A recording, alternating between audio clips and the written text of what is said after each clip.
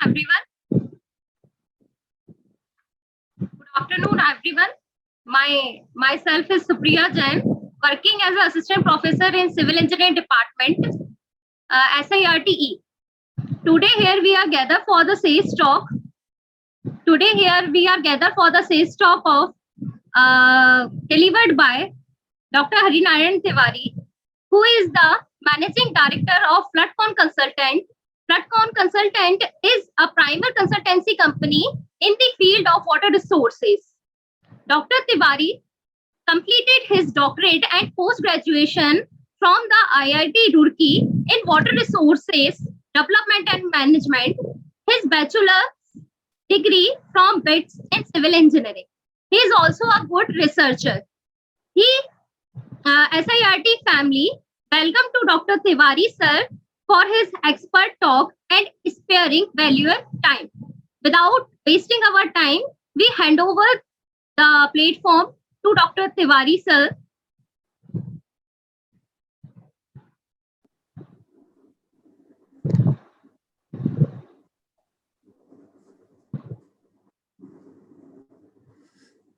Let me just check the annotation.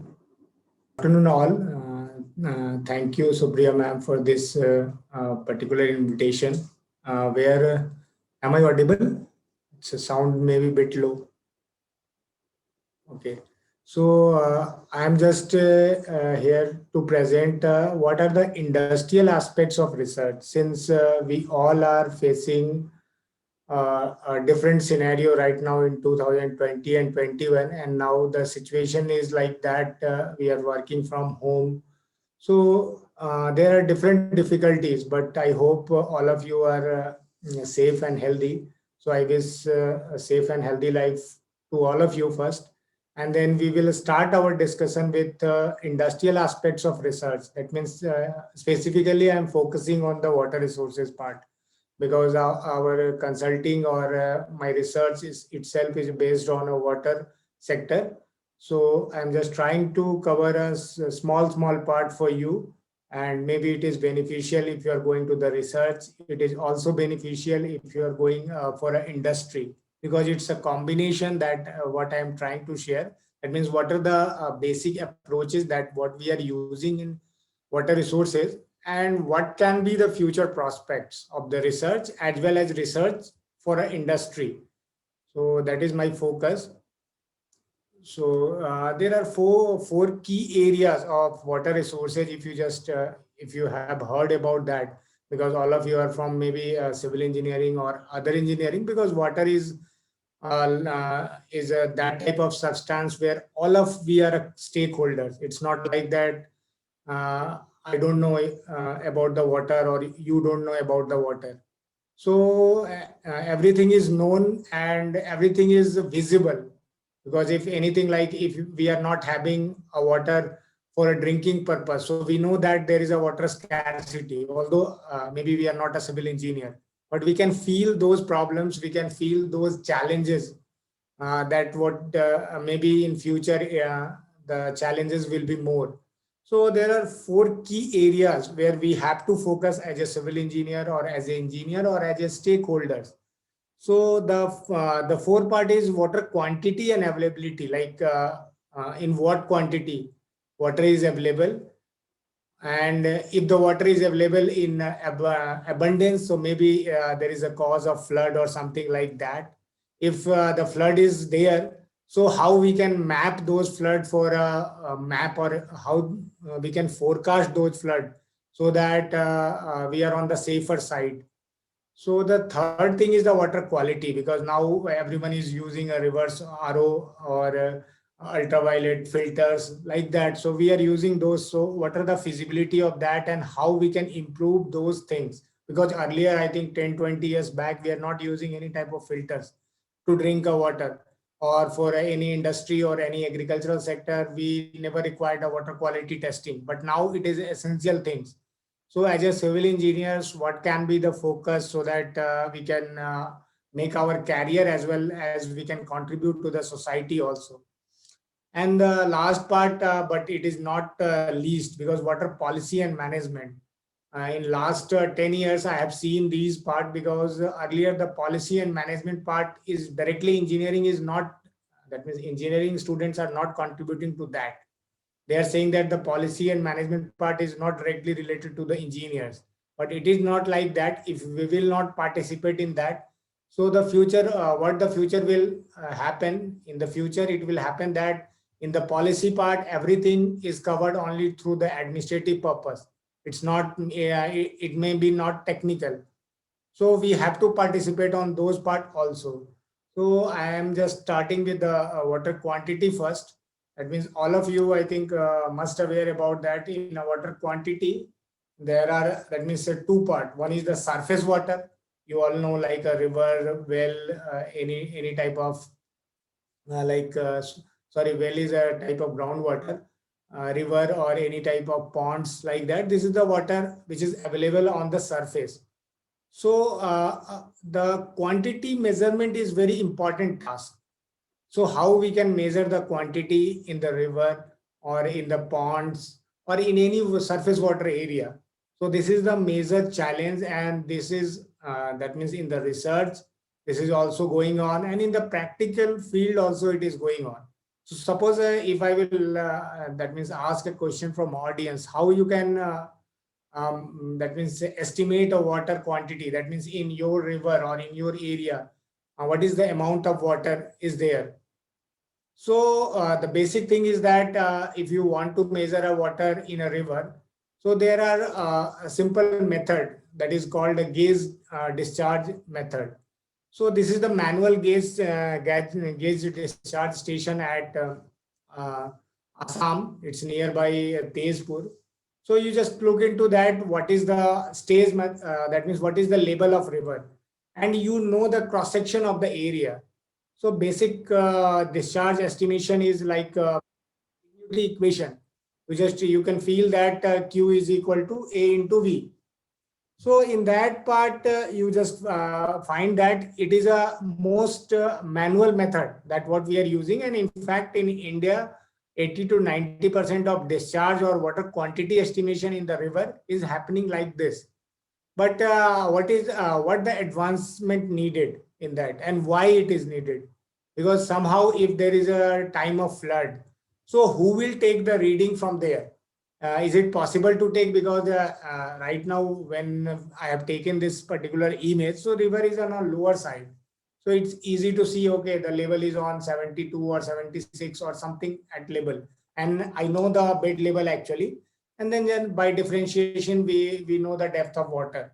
And ultimately we are multiplying with the velocity and we are getting the discharge over there. Or if we are having a cross section. But the point is that if the one devastation, that means very high flood is there. So it is not easy to go practically. Either you can just view by it's almost about that. So if you are missing a half meter or 1 meter of gauge, so you are missing a lots of amount. Or if you are adding half or 1 meter more in your discharge, so that is a huge quantity. So discharge estimation may be not reflecting what it is in a river. So the manual problem for manual GD station, basic requirement is that you require at least gauge staff station over a bridge, or you can just make your staff also separately apart from bridge. And you required also the cross-sectional survey and then the measurement of velocity also. So this is the requirement for a manual discharge quantity estimation. But there are lots of issues when you go to the field. Practically, suppose you become an assistant engineer. So it's not easy to handle at the time of flood. At the time of flood, no one want to go to the bigger river like Brahmaputra and Ganga and measure the all the survey data and velocity data. It's impossible to go. Almost in a Brahmaputra, if you go at the time of flood, so you find that it's look like a sea. So there is a special provision. You can't go without any CRPF or that type of forces inside the Brahmaputra. So that is the situation, because the depth of water is more than somewhere 45 to 50 meter. So it's very high and it's very dangerous also. So that's why the requirement of automatic things will come. And then the advancement is there. Now the department and as well as the private companies also, they are coming in front, and they are providing a certain equipment sort of thing like an automatic ZD station where they are measuring a velocity, and based on that velocity part, it's automatically there is a telemetry services which will go to your computers, and you are having a certain cross-sectional area. So in that certain cross-sectional area, you know the velocity, then all things will be estimated in your computer. So there is no need to go to the location where you would like to calculate or estimate your water quantity. But thing is that the river cross-section itself is changing. So how you can take those things? So that is the area, because initially I have said that what are the possibility of research.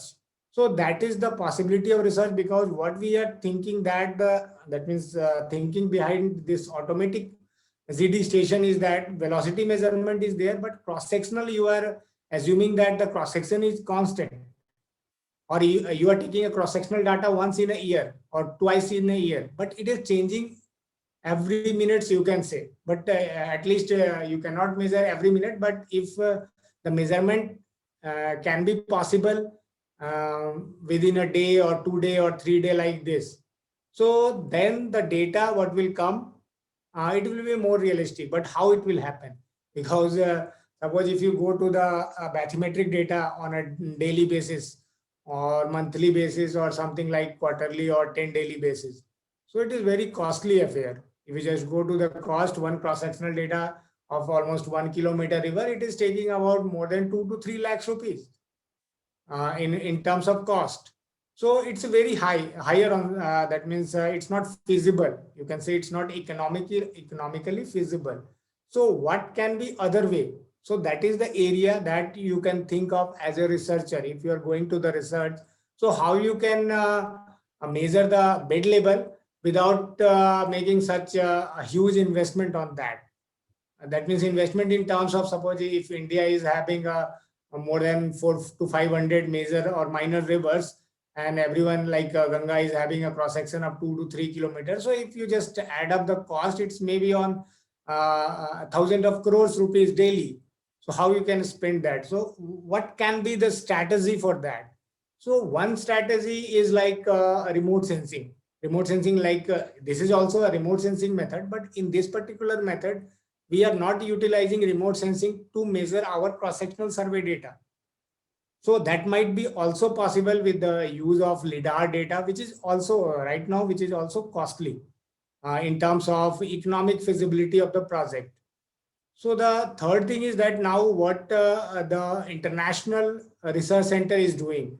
So if you just go into the details, so you find out that there are lots of research on altimetric bathymetry through the satellite image. That means suppose if you are having a different reference level and you are just observing the reference change, but the problem is similar as you are measuring as a cross-sectional data, because you are assuming that the reference has a same reference band. What you are calculating only the level of water.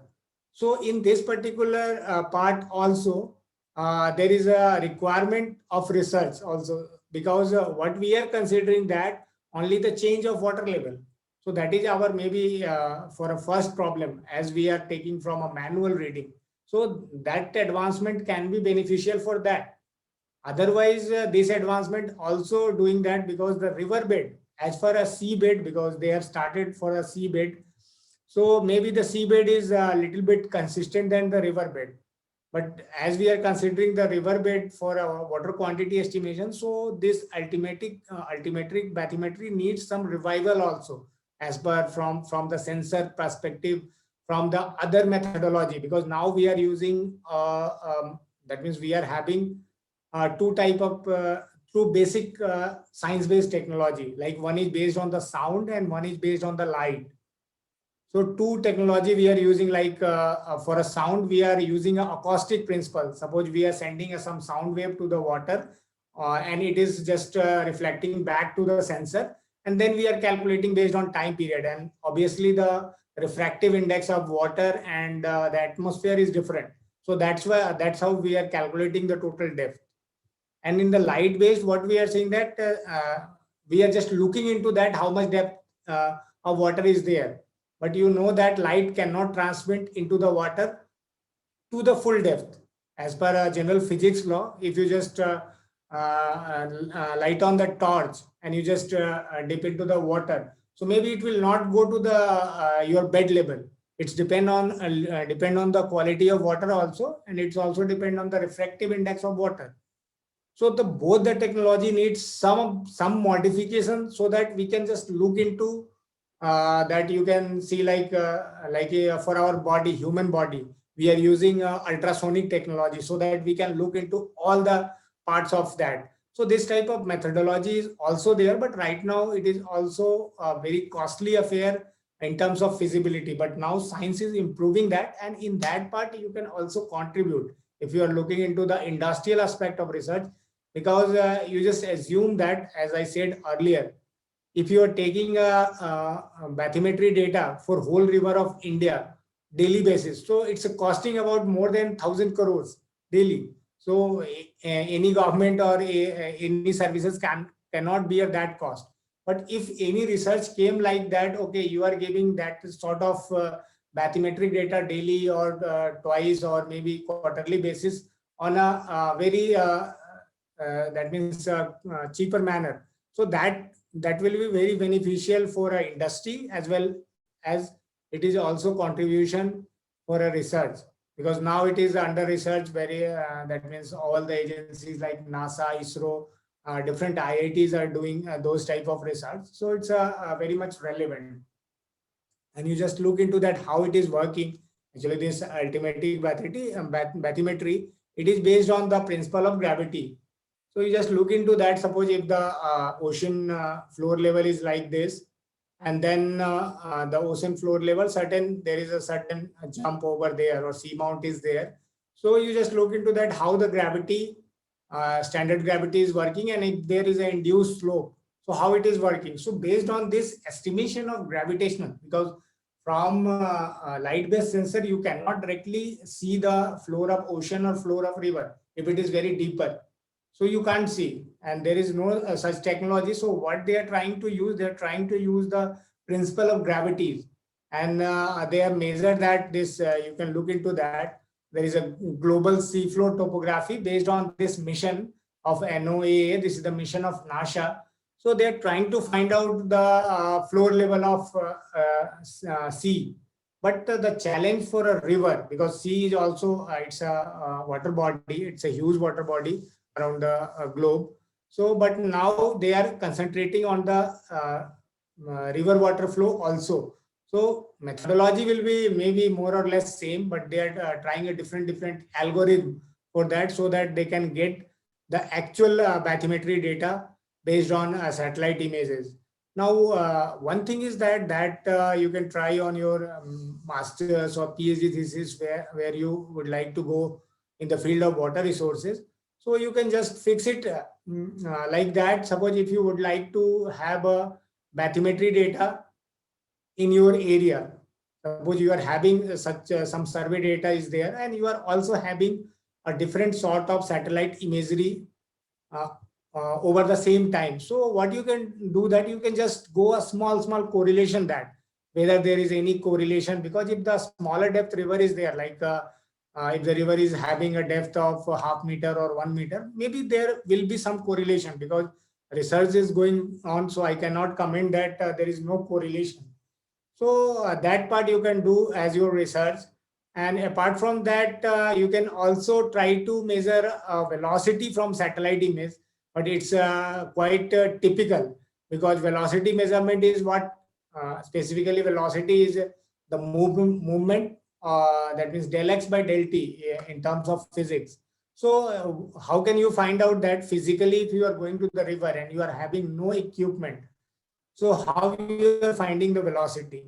So what you are doing, that you are just taking a small float, small sort of float, or you are just throwing a light paper on that, and then how it is moving from 1 meter, and then what it will take the time. So you are just dividing. This is the of the water. So that is the thing that you are doing that. So this is the one of the crude parts, but on the same principle, you can also find out from the remote sensing also, but it requires very frequent imaging. Like now all the you can say all the satellite imageries which is available with us, it is not on a like a daily minutes basis or hour basis. It's on maybe daily, 10 daily or monthly basis. So maybe the frequency of image, that means what we are taking through the satellite, maybe if it is higher on the side with the help of satellite mission, so that may be beneficial for the estimation of velocity in future. And then there is one very important mission which is going on a surface water and ocean topography. What I am asking about that, they would like to measure a different type of, you can say, surface water or surface water depth. What is the surface water depth? So this mission is under a proposal, and in fact you can see that there is a countdown of nine months. After I think 9 months it will launch by NASA, and after that they are trying to find out the global level all the surface and ocean topography. So that is a very huge mission by NASA, CNES, CSA or UKSA. There are different agency of US and UK and other European agency. Maybe in the future, maybe ISRO also tie up with this SWOT mission. So this mission is very ambitious, and you can also look into your research part through this particular mission. And now I'm just coming to the water quantity and availability. So you just look into that water quantity and availability part. What we are talking right now about the surface water, which is visible. But now I'm talking about the groundwater, which is not actually visible. So you cannot look into that, how much groundwater is there and what is the possibility, whether it is declining or whether it is increasing groundwater through some intervention activities. So it's very difficult how you can quantify this groundwater. So one simple thing is that the groundwater part, you just look into that. The conventional method, you are doing a type of pumping test. In pumping test, you just look into that, the different parameters of groundwater. And in the pumping test, if the well depletion is there, so during that well, you can also take the long-term well data. That means in pre-monsoon and post-monsoon, how it is behaving like that. So these are some conventional method where we are finding out. And in fact, these methods are very much effective. And in the field, we are using this particular method. So in the same time, when you are going to the next part,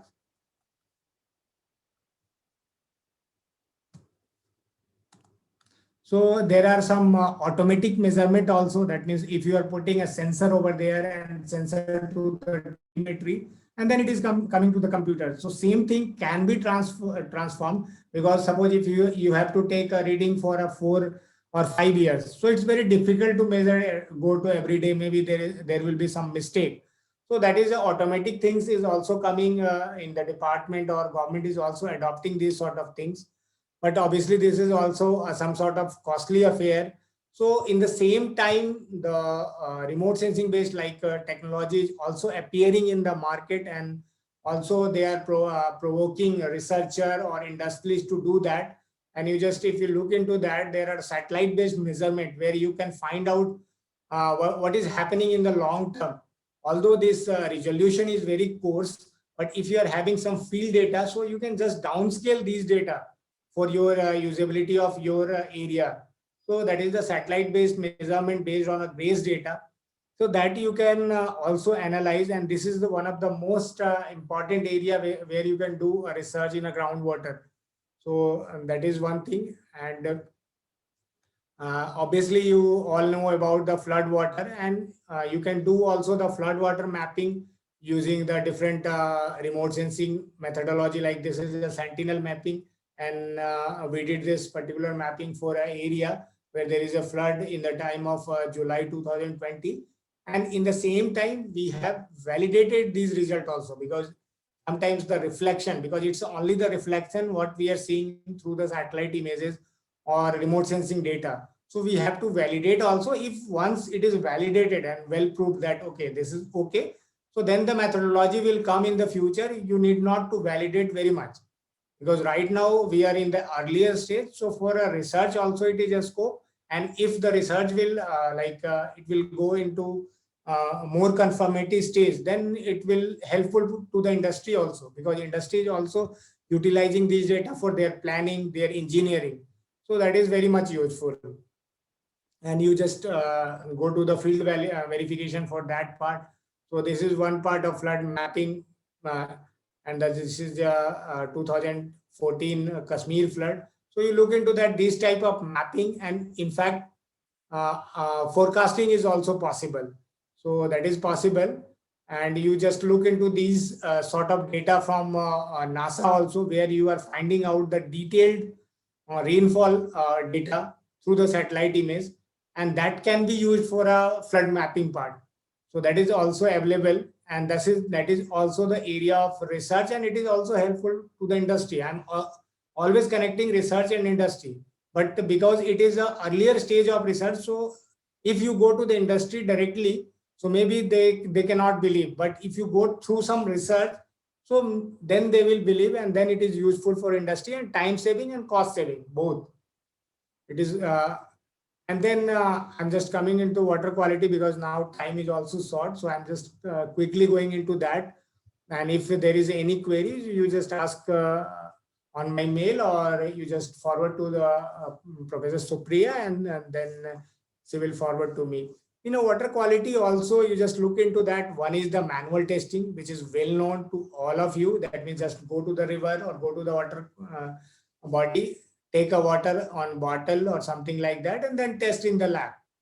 One method is that. And the second method, obviously, what is the advancement in the field and practically industry is also adopting, and that is the automatic testing. That means you are having one equipment. There are lots of equipment in the field.